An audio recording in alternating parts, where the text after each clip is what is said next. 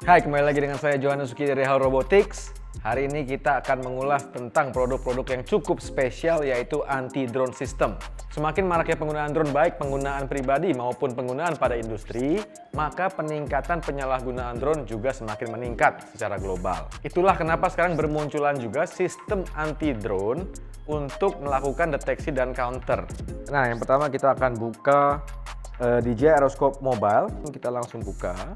Bisa terlihat ada monitor DJI Crystal Sky. Lalu di sebelah kiri kanannya ada plug. Nah, tersedia dua antena tersimpan di sini. Ini ada busa pengaman. Dua baterai terpasang, yaitu baterai TB50 ya. Lalu ada beberapa colokan di sini. Ini yang mengkoneksikan sistem aeroscope dengan layar monitornya. Lalu ada juga colokan untuk Ethernet ya. Ini antena 3 dan antena 2. Ini untuk tambahan antena jika untuk menambah jangkauan. Lalu ada colokan plug ya, ini untuk listrik. Pada tombol merahnya ada tombol power. Ini sistem pendinginannya ada fan, indikator inisialisasi sistem ya. Sudah tersedia langsung, ada aplikasi aeroscope, ada user manualnya digital. Lalu settingan secara umum ya. HDMI, USB, ada juga untuk SIM card. Nah, dalam aplikasi aeroscope itu bentuknya langsung berbentuk peta ya. Ini petanya dapat kita geser-geser seperti di HP ya. Kalau kita klik ya, ini langsung mendeteksi lokasi posisi kita. Kebetulan kita ada di daerah Jakarta Selatan sekarang. Spesifik Aeroscope Mobile ini dapat melakukan deteksi di radius 5 km jauhnya. Lalu ada settings, kita dapat lihat offline map ya. Offline map artinya kita dapat mendownload peta secara offline. Ketika kita masuk ke offline mode, ini akan memberikan pilihan ya. Jadi region mana yang kita mau download. Artinya peta yang kita sudah download atau regional yang kita sudah download itu akan tersimpan dalam sistem. Bisa download untuk area Jakarta. Misalkan region 9 kita dapat beri nama misalkan Jakarta, DKI Jakarta. Ini download itu cukup cepat. Jadi ketika kita sudah mendownload, artinya area yang dalam kotak ini itu akan tersedia petanya secara offline. Ada dua tipe peta ya, standar atau satellite. Yang kita gunakan di sini adalah satellite. Lalu yang kedua adalah list. Dalam list ini adalah semua recording flight log dari keseluruhan drone yang sudah pernah dideteksi oleh alat ini. DJI Aeroscope Mobile akan secara otomatis mendeteksi semua tipe drone yang terdeteksi. Jadi mulai dari nama drone-nya sampai serial number-nya, koordinat dia, sampai dengan posisi pilot. Ini contoh penggunaan waktu di Bundaran HI. Kita dapat lihat telah terdeteksi Phantom 4 Pro dengan serial number sekian, ketinggian terbang. Ini yang biru adalah trajektori rekaman penerbangan dia dari take off sampai landing. Jadi tidak hanya mendeteksi drone yang terbang, tim di lapangan atau tim security di lapangan juga dapat langsung melakukan respon kepada operator drone-nya. Lalu secara real time juga kita bisa mendeteksi gerakan pilot ya. Misalkan operator bergerak itu tetap dapat terdeteksi.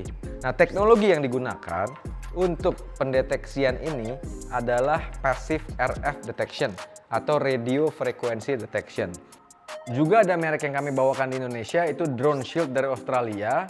Memiliki konfigurasi alat yang lebih lengkap. Dari RF detection, itu deteksi radio frekuensi secara pasif. Dilengkapi juga dengan sistem jammer yang dapat dipasangkan secara permanen.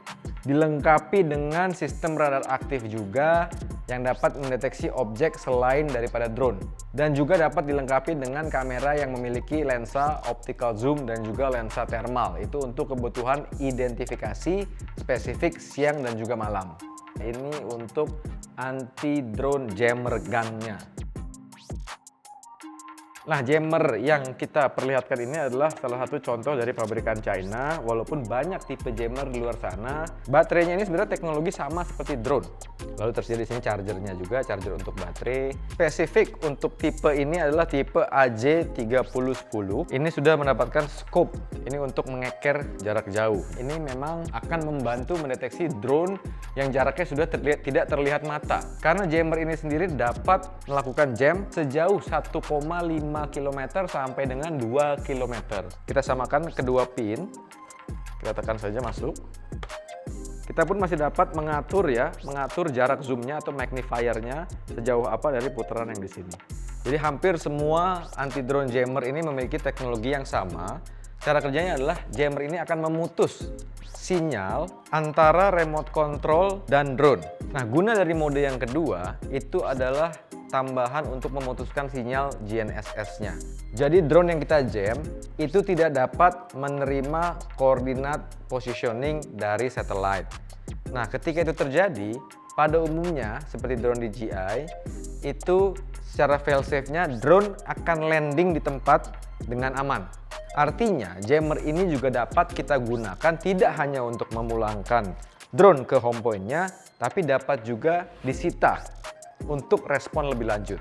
Nah, teknologi jammer zaman dulu itu kalau kita tembakkan kepada drone, itu drone langsung mati di udara dan juga jatuh. Nah, ini sebenarnya tidak aman, akan menciptakan efek-efek keamanan lainnya. Dengan sistem anti-drone jammer yang terbaru, itu semua drone dilandingkan dengan aman agar tidak menciptakan masalah-masalah keamanan lainnya. Salah satu contoh utama kasus internasional adalah Gatwick Airport Incident. Terjadi pada Natal atau Christmas tahun 2018. Selama 4 hari, Gatwick Airport tidak dapat beroperasi karena mereka mendeteksi adanya drone masuk ke area bandara. Pada insiden Gatwick Airport, drone sudah terdeteksi, tapi security responder tidak dapat mendapatkan lokasi dari pilotnya sendiri atau tidak dapat melakukan jam untuk menyita drone-nya.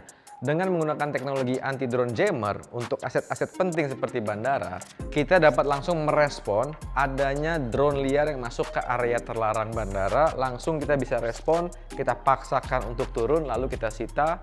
Selain bandara, drone jammer ini juga sangat berguna untuk penggunaannya dalam pengamanan OVITNAS atau objek vital nasional, fasilitas minyak dan gas, fasilitas power plant.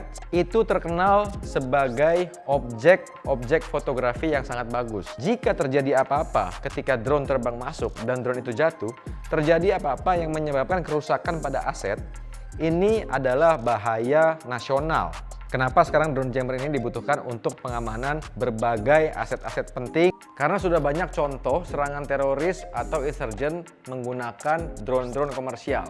Pada umumnya, percobaan serangan ini atau serangan-serangan ini biasanya menggunakan drone-drone komersial yang memang diperuntukkan untuk kebutuhan hobi. Karena sangat mudah diterbangkan, maka sangat mudah juga untuk melakukan penyalahgunaan. Maka untuk meningkatkan keamanan, sekarang sistem anti-drone ini sudah menjadi kebutuhan yang penting.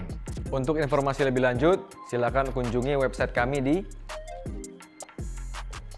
Sampai bertemu di video selanjutnya.